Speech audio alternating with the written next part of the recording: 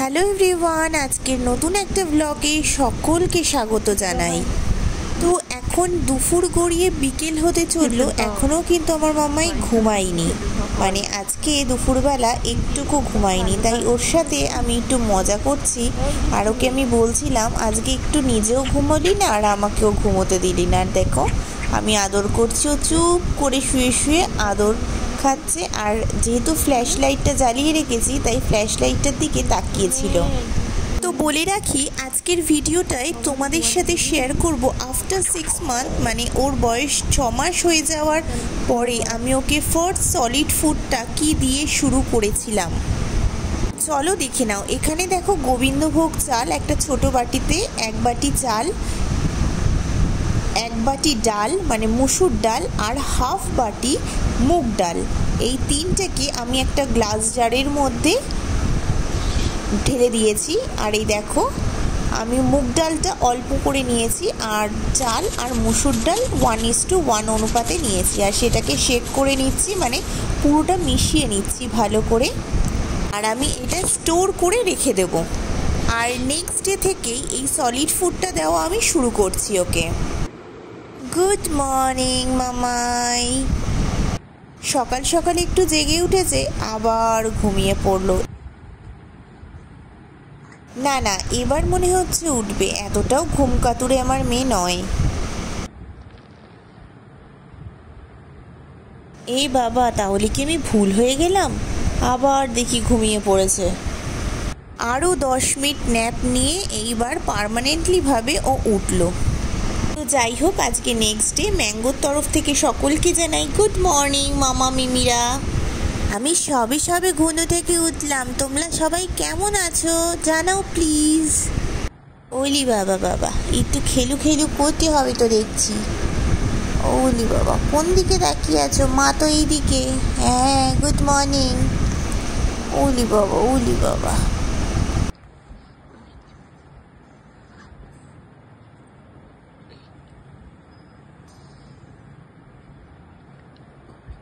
অনেক তো ঘুনু হলো, এবার উঠু করো।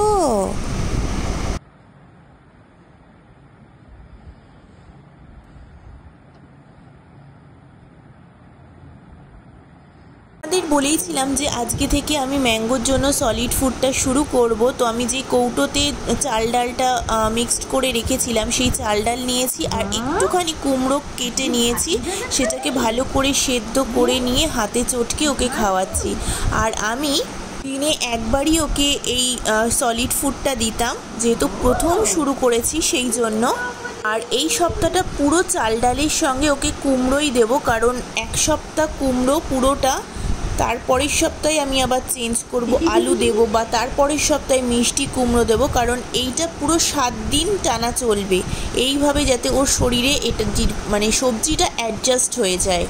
যেহেতু প্রথম খাচ্ছে, প্রথম খেলে অনেকের পটি হয়, অনেকের বমি হয়, তো ম্যাঙ্গোরও হয়েছিল, পটি হয়েছিল, সেই জন্য অ্যাডজাস্ট যাতে ওর শরীরে হয় সেই কারণেই ওকে 1 সপ্তাহ করে করে প্রত্যেকটা সবজি এইভাবেই আমি দিয়েছিলাম, যেটা অবশ্যই ডক্টরের সাথে কনসাল্ট করে, আমি ডক্টরকে ছাড়া বা না বলে আমি কিচ্ছু করিনি।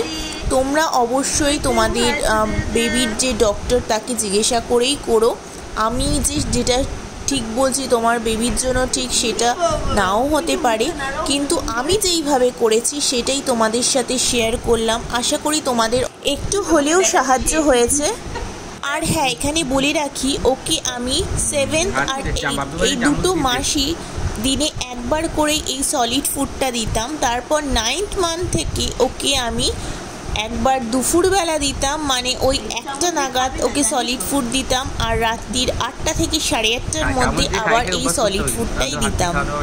কোনো রকম ঘি বা বাটার আমি তখনও পর্যন্ত ইনক্লুড করিনি। নুন মিষ্টি তো একদমই নয়। তবে হ্যাঁ, রাত্রিবেলা কোনো রকম সবজি দিতাম না, শুধু ভাত আর ডালের ওপরেই রাখতাম।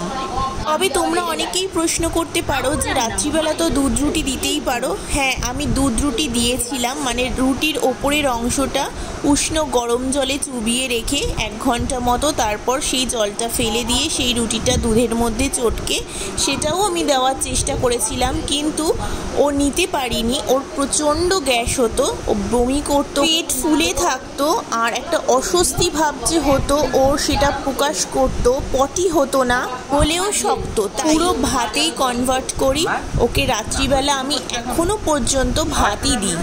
ভাতও খেতে হবে না, ভাতও দাদা। এই তো তারপর জলও আস্তে আস্তে খেতে হবে।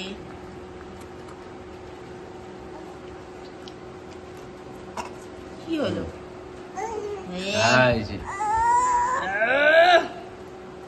ভালো লাগছে না?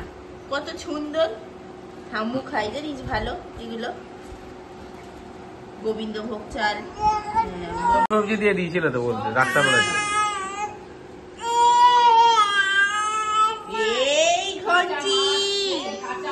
ব্যাস, এই শুরু হলো, আর থামাথামি সিন নেই আজকের মতো মনে হয়। তো যাই হোক, আজকের ভিডিওটা কেমন লাগলো জানিও, এবং আশা করি তোমাদের সাহায্য করতে পারলাম। এই ভিডিওটা কেমন লাগলো অবশ্যই জানাতে ভুলো না। ভালো লাগলে লাইক করো, শেয়ার করো, এবং শেয়ার করে সবাইকে হেল্প করার সুযোগ করে দিও। যারা নতুন দেখছো সাবস্ক্রাইব করো। দেখা হচ্ছে নেক্সট ভিডিওতে।